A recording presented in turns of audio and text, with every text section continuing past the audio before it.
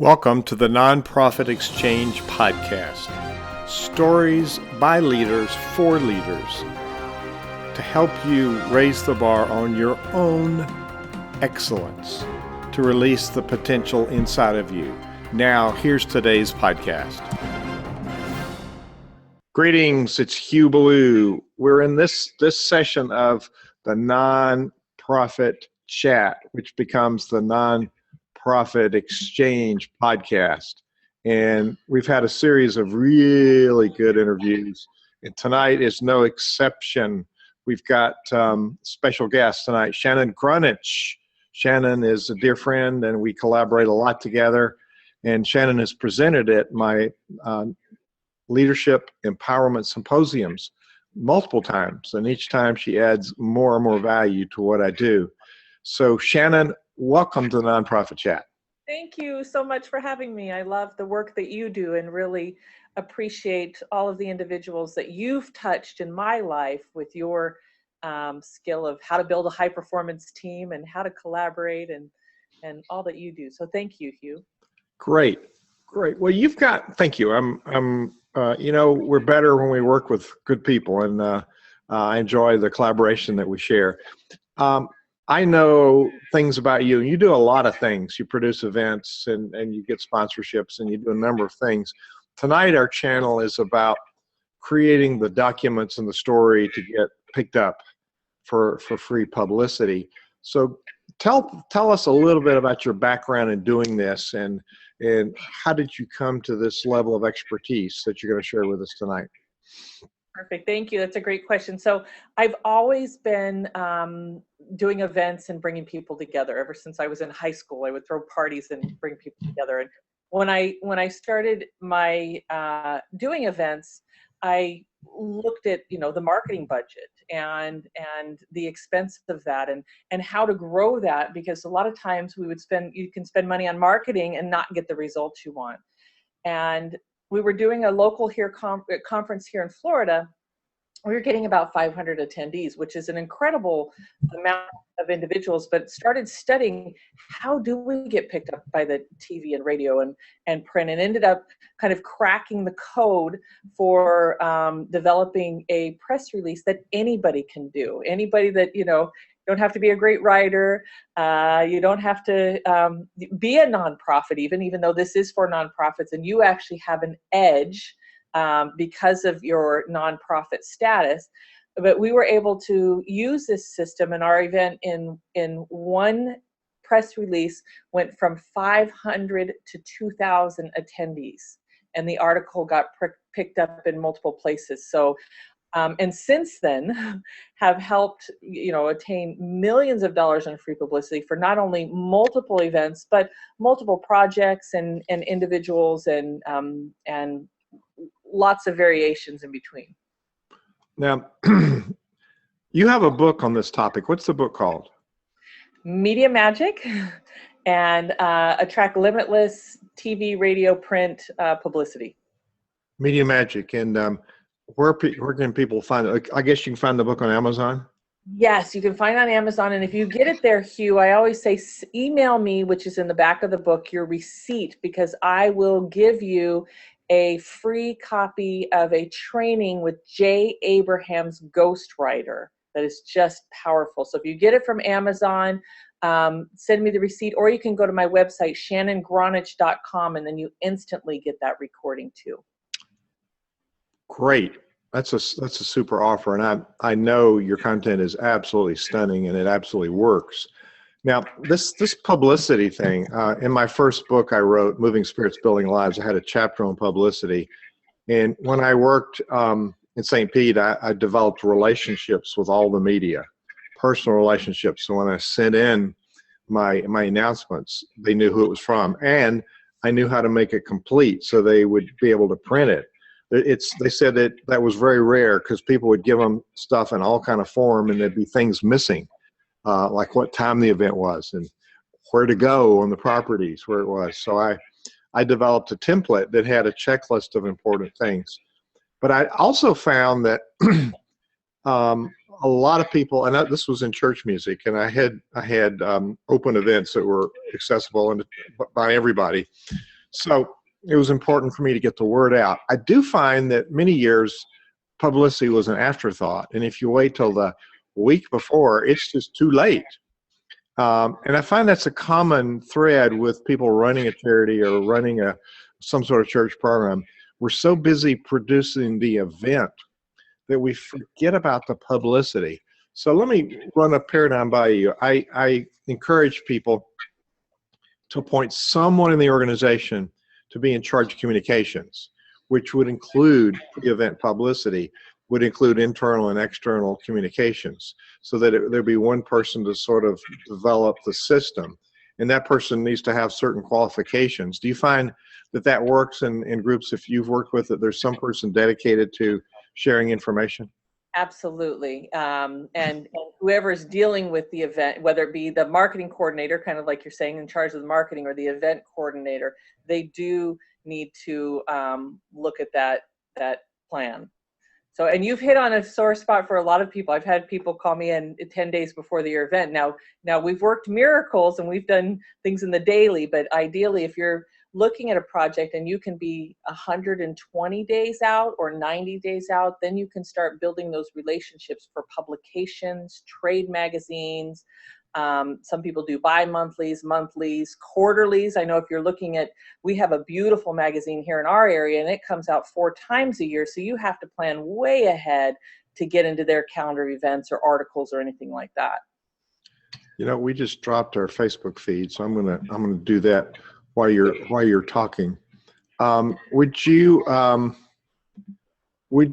talk a little bit about that timeline? I encourage people to go backwards from the event. And when you're thinking about all these different types of publications, it's a challenge, because magazines have a different kind of lead time. So it's the publication day, like you pointed out, but there's also different kinds of lead time, and there's a flow with this. So talk about working backwards from the event. Yeah, absolutely. And then I want to be certain to share the 6 essentials too that go with it. So working backwards, you know, I always invite people, one of our greatest assets is our media list. We hear our greatest asset is our contact list and our contacts, which is absolutely true. And another huge asset is our media list. So with the media list, I use a simple Excel sheet. I also have them in my CRM system, but I use a simple Excel sheet that has name, publication deadlines, key contacts, but also I target writers or contributors, because they can sometimes get us into publications easier or expedite that process. So at least, you know, you want to, when you start creating that list, find out where do you want to be, and locally seems to be the easiest. You do want to have on your vision board or your, you know, definitely you can use this system to target big publications and magazines. However, starting local and getting that media list together is key, and find out who does quarterly, who does monthly, weekly, daily. What is the radio show? Sometimes shows, I think you do this chat once a week, and you probably book it out a few months in advance. So whatever you're doing, and I even know radio hosts that are booked out 6 months in advance. So the more lead time you can give, the better. But with an event, I like to have at least 120 days to start building those relationships. Now, as you have a relationship with the media, it's a lot easier. You can do exactly like you said, Hugh, and say, hey, I've got something that's coming in. You already know their timeline and can work within it. But especially if you're building that new relationship, you do need a little bit longer. Absolutely. I used to worry about bothering people with my stuff, but it's their job. They're looking for stuff, and we're actually helping them do their job. Is that right? Yes. There is thousands of dollars worth of free publicity with everybody who's watching this name on it right now. They are looking for stories. Now, they're not looking for free advertising. They're not, you know, this is where there's that fine line, but they are looking for good stories. And I focus on these three primary things. Now, we've all heard of negative news and things like that, which those do, you know, you can buy in and tap into some of that for the stories. But the three that I focus on is education, community outreach, which that's where a lot of events tie in, or community give back. What are you doing in the community? And then human interests. They love human interests, overcoming adversity, challenges that somebody may have. You may ask, what does this have to do with the nonprofit? How is this going to benefit me? Well, when people see Hugh Ballou, you know, has overcome Hugh,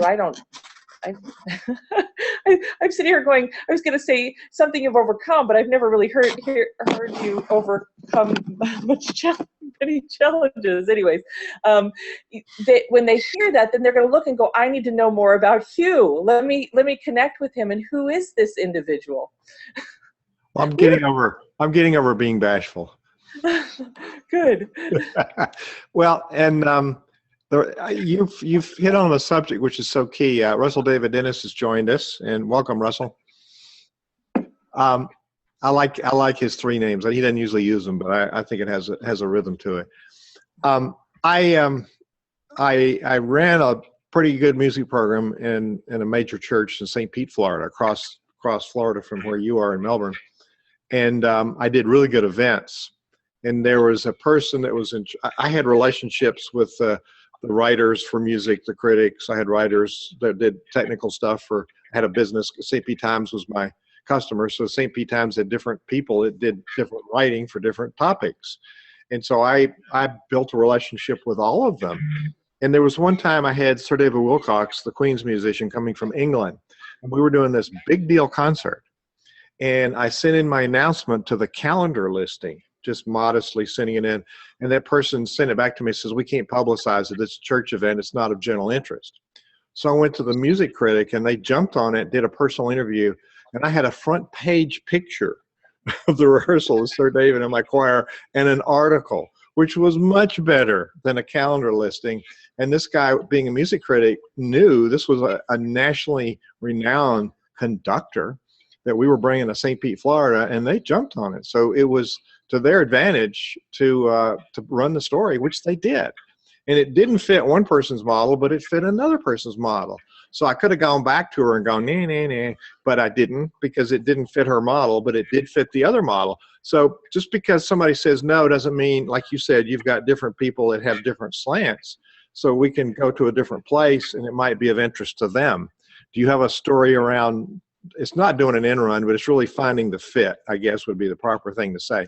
Yeah, and so, you know, a lot of people say, well, what do you say? You've got the press release, you've got all the press kit together, what do you do? And that's where in the media list, I do identify multiple people. And you know how we have a bullseye and we aim for a dart? Well, I imagine having a handful or a fistful of bullseyes, and I send them out to multiple people. And I say, I'm not sure where this goes. Maybe you can direct me. And most of the time, when it gets to where it's going, they have heard about it from different locations, so it tends to have a little more impact or attention. The other thing I think is important is to know that you're sending it to the real person. You've checked to make sure that it's the right person and you've spelled their name correctly. Yes. Yeah, I'm old school on picking up the phone as much as possible and getting their permission and letting them know that to expect it. Also to follow up and expect multiple no's. No, I didn't get it. No, I didn't read it. No, it's the wrong department. No, we don't want to print it. You know, my biggest success was where I got rejected like 13 times, and they ended up calling me when they were going to print, and they said that they had remnant space, one page. Once they got the layout, they realized that they had one space, ended up doing a full profile picture and an entire article. Love it. That is amazing. That is amazing. So Robert Green's on here, Nancy's on here, Sandy, hi, Renee, hi, Arthur, hi. You mentioned, you just kind of slid by something here I'm going to come back to, the press kit. What is that? So that's a great question. That's the 6 things that we talked about as far as in the title. I think that there's 6 things that are essential to be ready for the media. And some, the first thing is your press release, having what it is that you're doing. And I've got a simple system that's one page, double space, title at the top. It's very much a story focused as opposed to advertising. You even quote yourself as an expert. And when you quote yourself as an expert, I encourage people, like, I wouldn't say Shannon, the author of Media Magic. I would just say Shannon, author and marketing strategist, or something very general, because when they look at it, and if they see that it looks like you want free press, then there's a higher chance of it ending up in the trash. So we keep it very simple. So the press release is one thing that you want to have ready to go, because when you call them or you connect with them, they're going to say, send it over. The other thing is I like people to have ready their expert power bio. Expert power bio, and I say power because this is a story about you. If you're a nonprofit, this can be a story about your board or individuals that are involved in it. But having this ready tends to get people to pay attention and notice who you are, and you're not having to sell yourself. The third thing, company pieces. Do you have brochures, business cards, having those items ready to send out a notice? Is there an event flyer that you're working with? Sample PR. So sample PR that you've been a part of. If you've been on radio, TV, articles, sample things that you've contributed is great. And then also the next one is things that have been written about you, that third party writing. So those are other items. And the last two is your order form. Now, I don't always send this in with a press release, I'm not saying, but having that ready, because a lot of times individuals want to know, what do you offer? Tell me a little bit more about who you are and what you offer. And so having that ready so they can get an overview is key. And the last thing is action photos. Action photos are you in action. I know that we want to update our headshots and we want to have those, but do not send those in with a press release. You're really wasting your time unless they ask specifically for a headshot. And you always want to do what they say to do as opposed to what I say to do. I'm teaching you a format that's worked, but you want to follow what they say, number one. But action photos, Hugh, can I share a little story about action photos? I love it. I had a photo career previously, and I see a lot of really stupid pictures. And, people standing around smiling is not printable. It's not very interesting. So action photos, what happened with me was when I was first learning this formula, they said, please, do you have any photos? Oh, yes, I sent a headshot. And all I got was a real small, article, and that was it. And so I started looking at, what are they really looking for? And the next time when they asked if I had an action photo, I was like, yes, let me put this together. And it was literally me and a woman standing in front of a booth or a display, and I'm looking at a brochure pointing at it with her. So this was our action photo. And they gave us a quarter page for the photo and then a quarter page for the article, and it was huge. They really love things that make them stand out. So I send in a few things when we submit the press release so they can choose and connect with an image.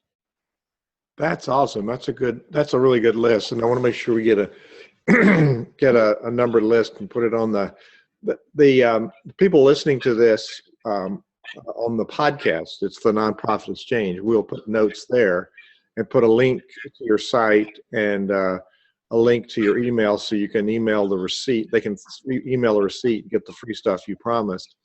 So if I heard you right, nonprofits stand a good chance of getting free publicity because of the kinds of work that we do. Did I hear that correctly? Absolutely. Okay. Everybody. Yeah, but nonprofits have an advantage because many times they hit all three of those things: the human interest, the community, and then the education. And if you can even tie in all three, that's even more powerful, but it only takes one. And you talked about the bio, and I guess there's a whole methodology around that, and you speak to that in your book, but why why are the leader and team bios, why are they important for getting free publicity, and does that lead to more attendance, more donations? You know, what's the net result, and why do we want to have those bios included? Yeah, so with the bio, and Hugh, I think I did get your permission. I'm going to actually give them my 12-step system for free. So if they go to shannongronich.com /power bio, that's shannongronich.com /power bio, they can get the 12-step system that I take it through. But I need to update it. There's actually a 13th step, which is listing your contacts or clients, even if it's a past company that you've worked with. I found that by adding number 13, there's been gems, as I've talked to people, where, you know, Delta might have been a client for them, or they just sometimes forget key names that they're able to share. So please go get that power bio. Why it's important is that one of the most challenging things for individuals to do is to talk about themselves, or do, you know, what some people might consider bragging. And it is the most powerful thing to stand out in the crowd and get people to pay attention and notice you. And I found that in the bio process, it really speeds up that, you know, if you're working with a donor and they want to know who are you and what you're doing and why they should entrust you with their money, and they can see that, you know, this is who you've worked with, this is what you've accomplished, this is what you stand for, it makes it easier for them to write a check, and you're actually not having to talk as much, you know. And with the media, a lot of times they want to know, who is this? Why do I need to pay attention to this, you know, to this individual?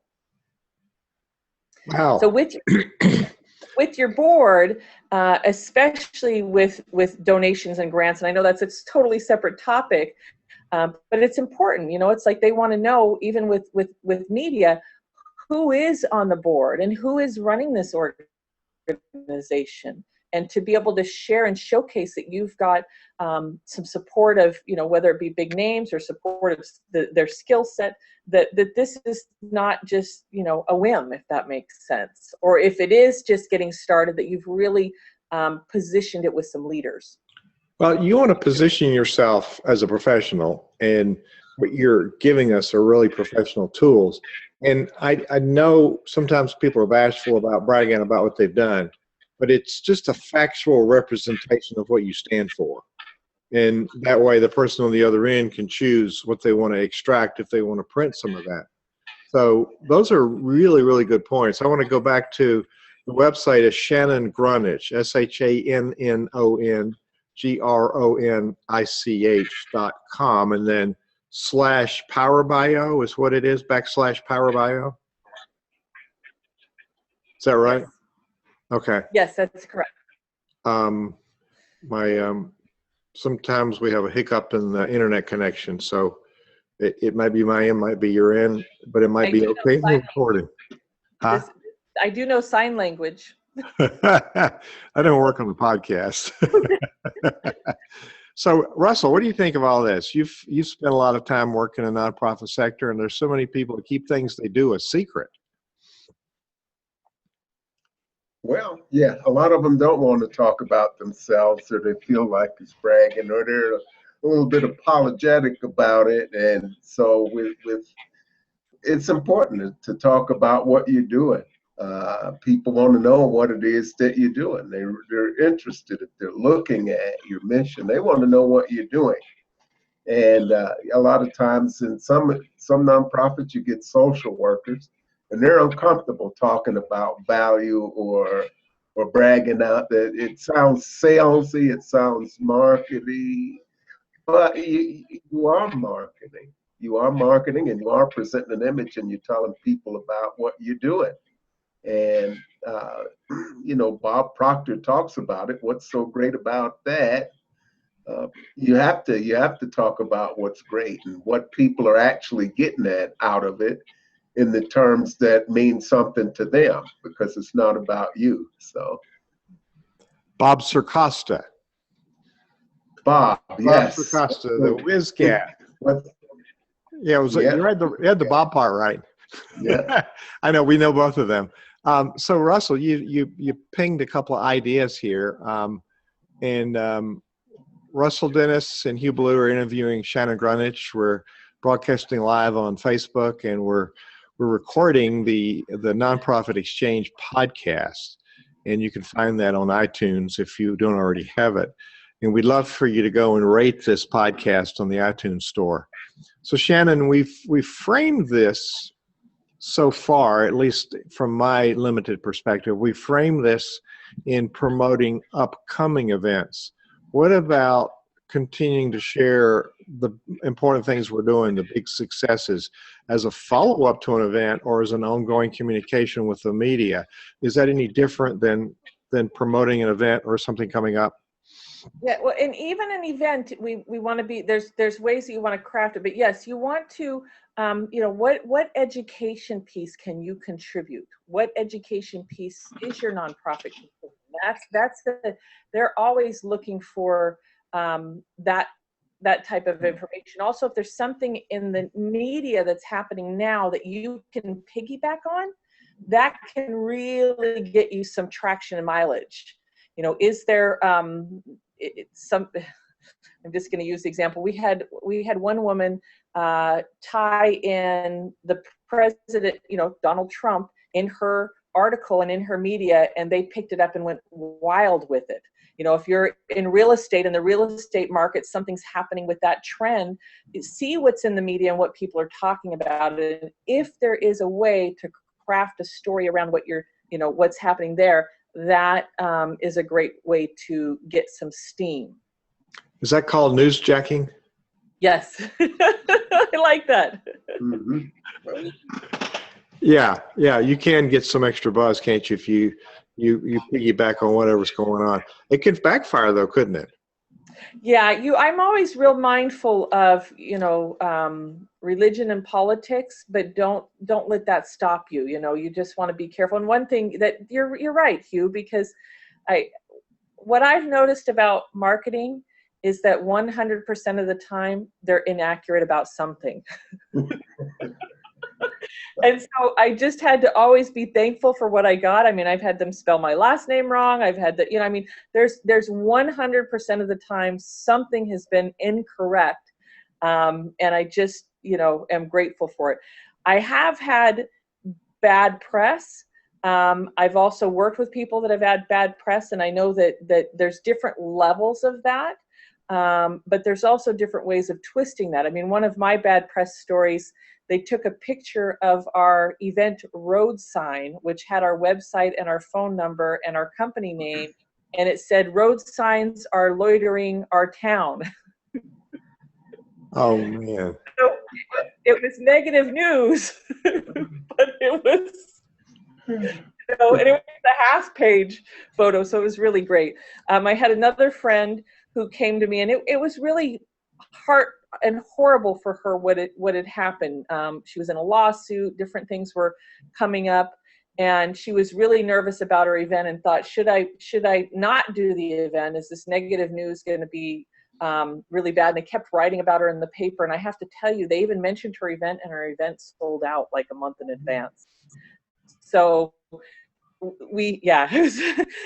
but she was a woman making a difference in the world. She was doing, her event was around empowering women and leaving an impact in human trafficking. So in spite of her personal drama that was going on, she was a woman with purpose and passion, and just had to keep focused on her vision and mission, through doing this. And it did turn out to be just incredible for her. So getting attention and getting to what the essential message is the essential message. And if I'm hearing you also, we want to set ourselves apart and define what's so important about what we're doing. That's what Russ was talking about, the whiz gap. I've seen a lot, and I've written a lot of bad press releases. Yeah. So give us some of the worst practices and how you would change that. You've seen some bad ones, I'm sure. Yes.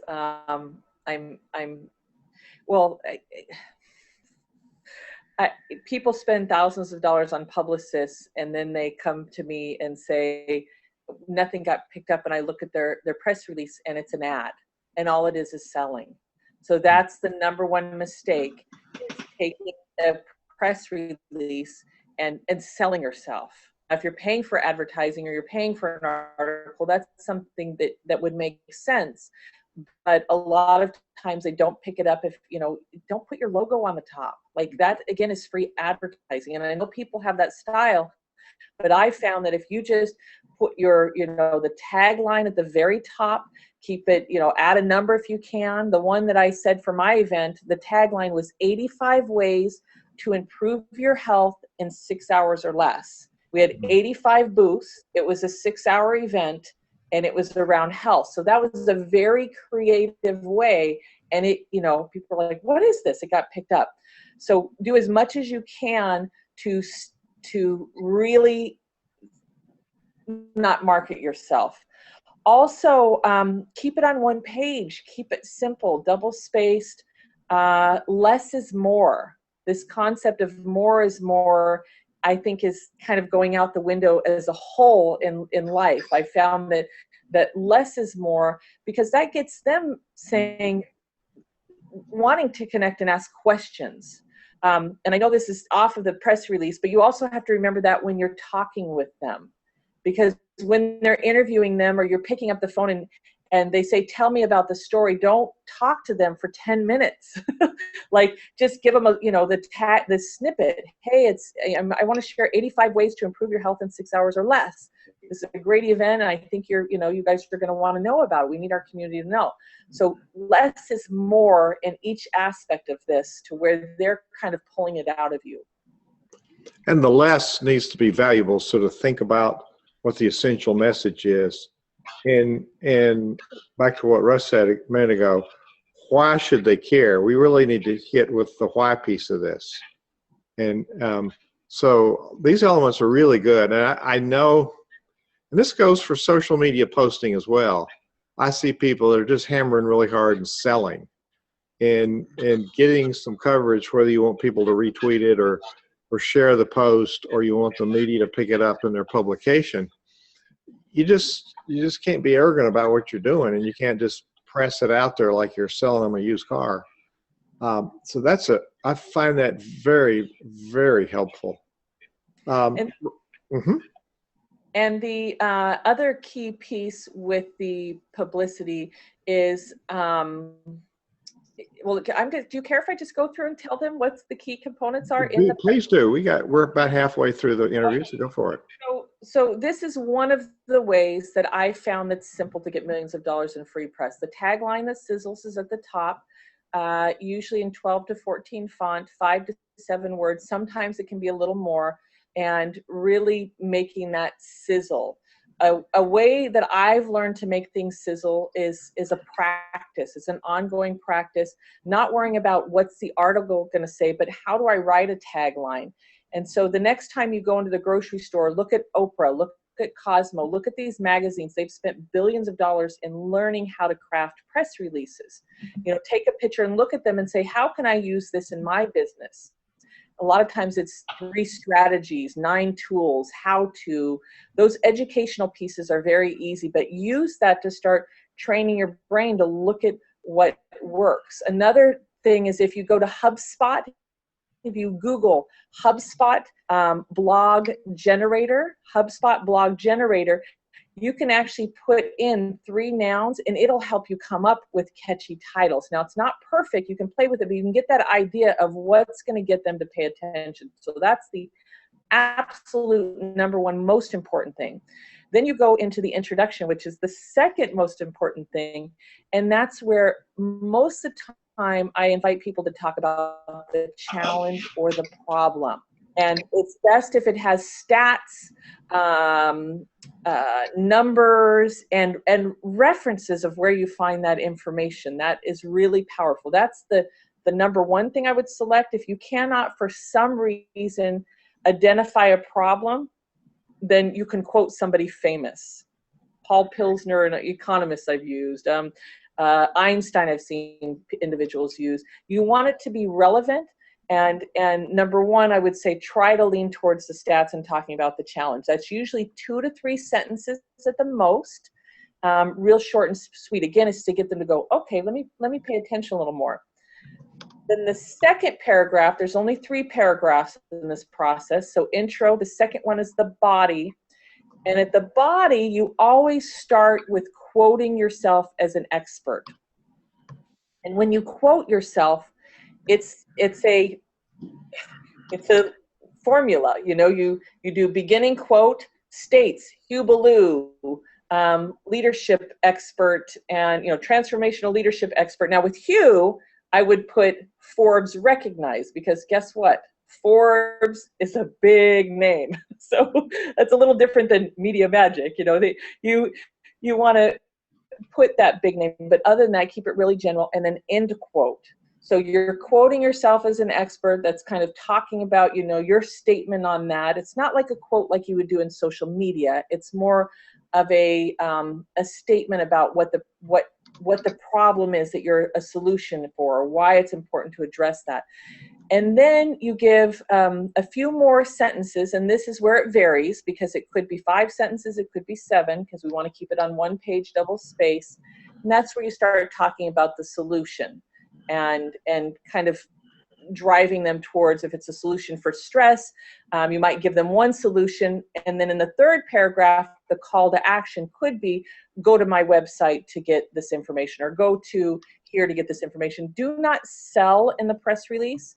It could be, number 3 could be a call to action to the readers, this, or the publisher. This press release is something that can help our community, or this information can help our community, or it can be a call to action to the readers.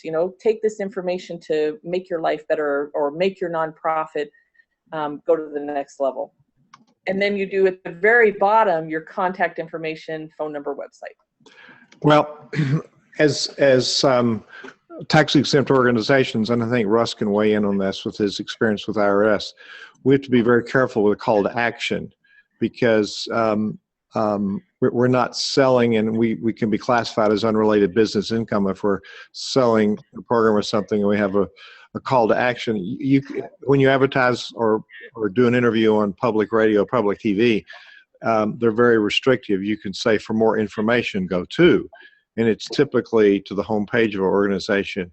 So we, as charities, we have to craft those statements, the call to action statement, very carefully.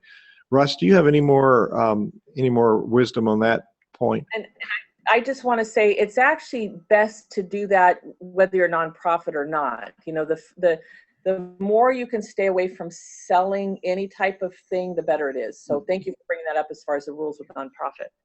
So Russ, do you have some wisdom on that? Thank you, Shannon.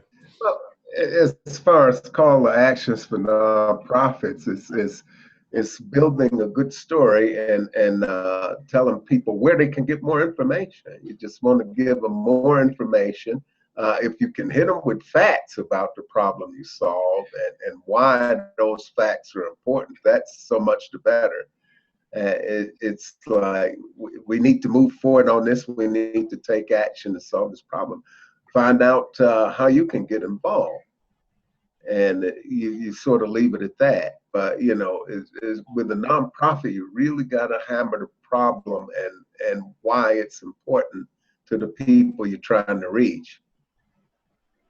Yeah, Russ has noted the steps that you just went through for the press release in the chat box, so people that are watching can see that on the webinar, can see in the chat box. Those that aren't can come to nonprofitchat.org. I encourage people to come there and register to get the notes. When you register, it'll send you to the archive section so you can get all the history of the nonprofit exchange. We used to do a separate chat and exchange, and the chat was hashtag nonprofit chat on Twitter, which still goes on, and it goes on simultaneously with this live interview.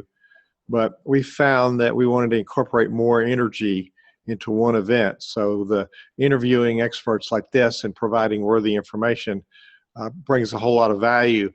We're targeting nonprofits. but this works for businesses too, Shannon. I don't think there's anything I've heard that wouldn't work for a business publicity, right? That's correct. So thinking about some of the things you've talked about before, the elements of the press kit, is there somewhere on your site that people can get that checklist for the press kit? It might be in one of my blogs, but I'm not certain. Okay. But I'm happy to read it real quick. And then I see that somebody. I want to see if Russ can grab those 5. Can you, Russ, real quick? I think you may have before. But go ahead, Shannon. Give us those 5 because I think it's worth repeating. And some people call it a media kit, the press kit. I think, and if I understood, you're doing a physical kit that you can mail or deliver to somebody in that's hard copy, right? So I actually do something. I have it on my website, so I have a media, access to different radio shows, things I've done in the past. When we talk about showcasing what you've done in the past, either things that you've participated in or written about you, having those there are great. I do like to have something. There are environments that we go into, like CEO space, where it is nice to have something that's in a folder, or can include a disc of you being available. But most of it I put on website, or I send in an email for that initial contact. Got it. So the essential things in the press kit are? The expert power bio, the press release, company pieces. Company pieces like your brochure, cards, flyers about the event, anything regarding your company. All right. Action photos. Action photos, people doing stuff. Yep. Sample media that you've done, anything that you've participated in, and then articles or clippings about you. Love it. Was that too fast for us? And as a nonprofit, if you have a fancy annual report, or there's things that you have, I would consider the annual report, some of them seen as a company piece that a nonprofit has that you can include in that, or I would suggest including in that. It would occur if you send an email, you can put a link to that on the website if it's a lengthy report. Sometimes they are. So the reporter could go and search that out. So part of what you ran by before, I'd like you to say more about the title, because I find that the title can make a huge amount of difference. So you mentioned a way to come up with snazzy titles. I usually use the Google keywords tool, and I put in what I think is a good title, and it gives me other keywords around that, helps me think about some other words that maybe I didn't think about. But you mentioned using a HubSpot, and they've got a blog title generator tool. Yeah, that's really great. And just as you're out looking around, seeing what's there. But I think, what I found are numbers are the most powerful. That gets people to know, okay, there's a system here. This is synchronized. This is simple. There's an ending, I guess, is what I want to say. So for some reason, numbers, if you can tie that into your taglines, that is the best. And looking at how-tos, my personal human interest was, I sent it smaller, but they ended up printing paralyzed woman heals with ancient Chinese exercise. So incorporating how you overcome adversity. If you're doing charity work and you have an impact on a family, or you have an impact in your mission, you can tie that into the tagline. Speaking about I didn't say. Yeah. Yes. You didn't say what? I don't say any names. Like some individuals will say, like I wouldn't say Hugh Ballou's coming to Melbourne. This is how a lot of people write press releases. I would say Forbes recognized transformational leadership specialist coming to Florida, or Forbes recognized leadership specialist coming to Melbourne. So I wouldn't mention your name because the name isn't going to mean anything in the title, but the Forbes would. Got it. Got it. This is a gold mine of very, very useful information, Shannon. So let's give the name of your book again. Okay, and then Robert Green has a question on Facebook I want to answer if he's still with us, because I love Robert, and I know you do too. I put you two together.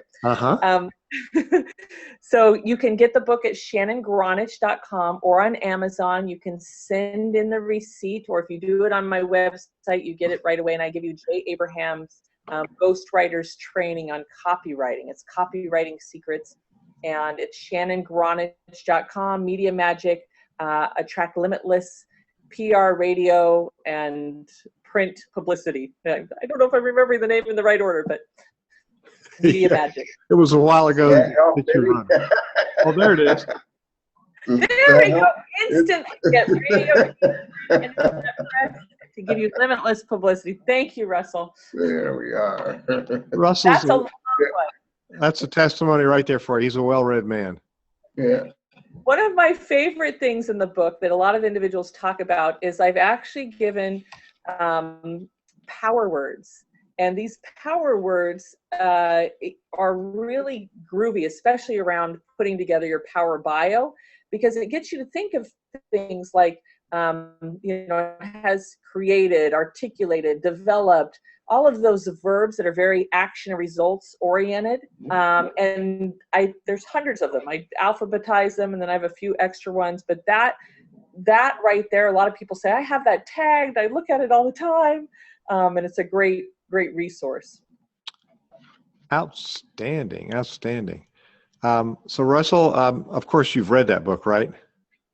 I have. I've read it. I've highlighted a few pieces and looked through it again. And it's always good to remind myself when I get stuck for action words in the blog post. This is right here in my office. So I remember Shannon's action words. I just grab it and flip open to the page, so that you can say the same thing with several different words.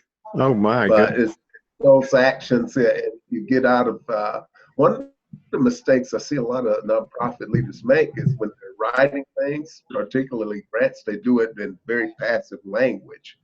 And that was a habit that I had for a long time. But when you're using that passive language, it doesn't convey the message as quickly and as succinctly. So you want to use these action words in grants, especially when you're quantifying your results or quantifying how you're going to measure what you're doing.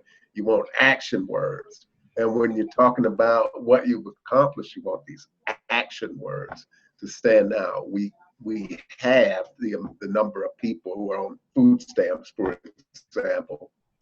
So you want to have those action words there so that they're operative and available to people. And in the press release, they want action. It has to be short. It has to be snap. And Russell's is get them to. So do you, Russell, find that when you're submitting a grant, and I want to make sure we get to Robert Green's question because he did say, thanks, Shannon, he is watching.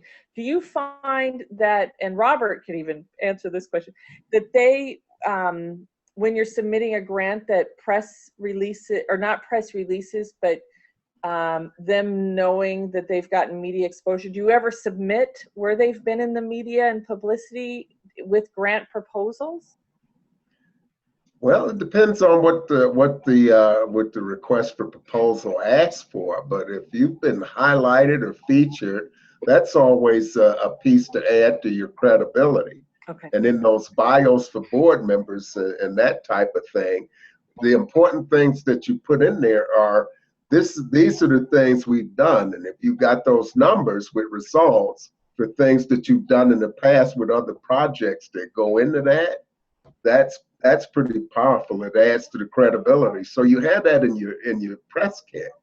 And that would be another thing I would add in the nonprofit press kit. Who's funded you, who you've worked with, who you've partnered with, what results you managed to get with other programs or similar programs, especially if you're following up with something that you've done.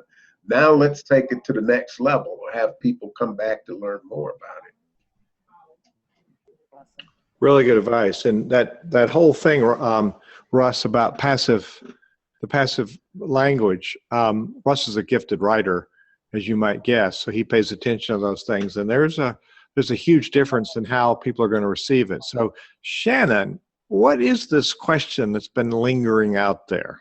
So Robert Green with Think Global, Start Local, he says, I'm on a mission to inspire people to do more planned giving to support nonprofits in general, and one in particular. This is a sophisticated proposition. This is really about shifting people from being considered donors into meaningful donors. Is this something I can craft into a well-written press release or a story? Absolutely, Robert. I see a few different angles with that, and one is the education piece of letting people know the benefits of that. There's a few different benefits of the impact that they're having. There's other benefits that could be tax benefits, thinking about the education piece of the benefits. Also, if there's any stories, meaningful stories that can be crafted around this of individuals that have done the meaningful donation. So yes, there's probably a number of angles that you can take with that press release. So thank you, Robert, for that really good question. That's a very good question. And sometimes the donations are like a sympathy card. What we want to do, and that paradigm shift that he's suggesting is so important. We want meaningful supporters that make meaningful donations. And I think what people want to know is what's going to happen as a result of my donation. And you referenced it when you said, what's the impact of the work that you do? And Russ talked about it when he said earlier on, the why piece. I keep going back to that. If you have a why piece, why do people need this? And then to couple it with the impact, and then you quote yourself and others in your organization, then they know you've got the leadership ability with you and your team to actually accomplish it. And so there's also a rhythm of getting information out, Shannon, isn't there? You want to be covered on a regular basis so that the cumulative impact is stronger than a one-time release. Yeah, so this is where if I could leave individuals with anything, is scheduling this as part of your operations, because it is a meaningful and worthwhile and impactful way. And especially if you're a nonprofit where you're struggling, you don't have much of a marketing budget, or I tell people, if you're spending anything on marketing right now, incorporate this free publicity piece, because you can actually expand your marketing dollars even beyond that. So, hopefully my story of taking an event from 500 to 2,000 will show you the value of putting time and energy into this.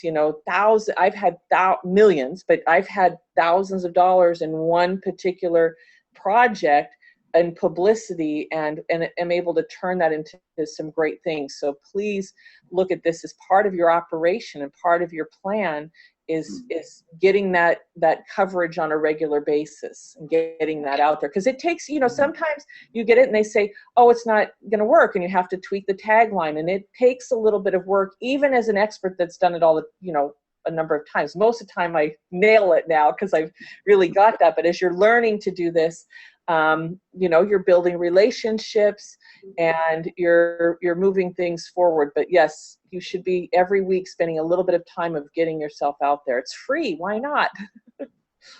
I want to invite people on this call to go and check out Nonprofit Performance Magazine. It's nonprofitperformance.org. And we do a whole bunch of useful articles. And the next edition is going to be on boards.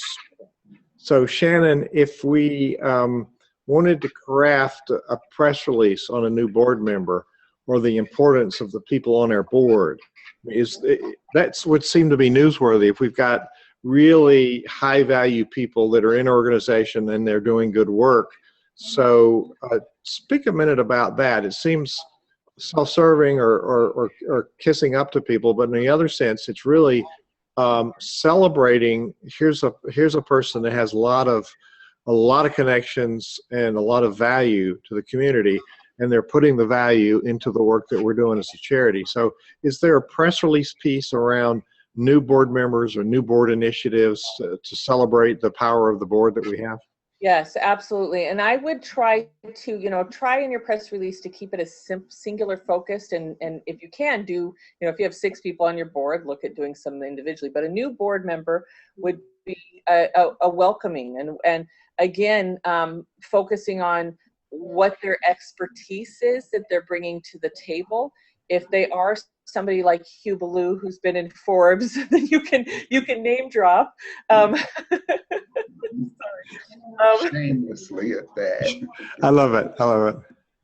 Well, it's true. I mean, you're just such a prime example of when you've had certain levels of accomplishment that are internationally recognized. Those are opportunities to name drop and leverage that with your board. So again, it's telling the story. We're welcoming this new person. Here's what they're bringing to the table, and quoting them. That's a place where you can quote them of what they're, what's the impact they're going to be leaving here. And the quotes are real short and sweet. It's one sentence with you in the middle. Love it. So once you think about a parting thought, you give us one, but maybe there's another tip or thought you want to leave us with. And I want to encourage people to go to nonprofitchat.org and sign up so they can get updates about the past interviews and the upcoming interviews. We've had a series of really useful interviews like this, that it's stuff that people can take home and actually do something with. So Shannon, you've given us some very useful stuff in this interview. Thank you so much. And it'll be live on social media on the video, but it'll be part of the Nonprofit Exchange podcast. And I'd like to invite people again to go on the iTunes store and review the Nonprofit Exchange podcast, because that'll help us get ratings and be able to share it with more people. As we're winding down and wrapping up this hour, which has gone way too fast, what's a parting tip or thought that you'd like to leave people with? I just want to share one of the biggest transformations that I see in this media kit process, and that's the power of the expert power bio. I did give you the 12-step power bio at shannongronich.com/power bio. Going through this process and creating that, I've seen this, for me personally, be able to get wages like an attorney, paid like an attorney. I've seen individuals get speaking gigs that they didn't necessarily get. The expert power bio is usually one of the first places that I start with people, because it has the greatest impact on the results that we have in multiple areas of the nonprofit. So when you're talking to donors, when you're talking to media, when you're looking at proposals or agreements. So if you don't have that, put energy and time on that, because right now there's, again, thousands of dollars of publicity waiting for your name on it. There's stages waiting for you. There's radio interviews waiting for you. They just need to know who you are and why they want to pay attention. Wise words. Russ, thank you as always for being so diligent and capturing the sound bites that matter. And Shannon, thank you for sharing your wisdom with the nonprofit world. And we'll push this out right away so people will be able to listen. Awesome. Thank you, Hugh, for your work. I can't say enough of how grateful I am, and all the lives, again, that you've touched in my world and at our events. And Hugh is on our executive team, so he's just a rock star. Thank you, Hugh. And thank you, Russell. I love you too. You're awesome. Good to see you again. Great to see you again. I love this. And like I said, this is in my office, kind of shameless promote. It's best to let your friends recommend you, Shannon. That's why I'm doing that. Russell has got media magic in his hand. That's a good place to say goodbye.